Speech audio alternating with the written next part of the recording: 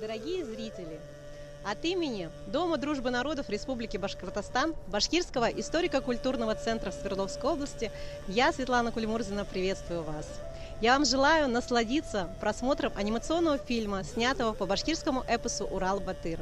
Этот фильм снят в 2013 году по гранту главы Республики Башкортостан студии «Аманат». Этот фильм о добре и зле, о том, как Урал-Батыр бился за простое человеческое счастье и подарил вечный источник жизни всей природе Башкортостана. Следы этого эпоса вы можете найти в пещере Шульган-Таш.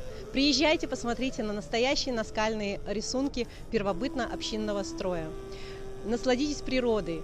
Следы названий этого эпоса хранятся в названиях рек, в названиях гор. Вы можете все это увидеть своими глазами. А сейчас я приглашаю вас, желаю приятного просмотра.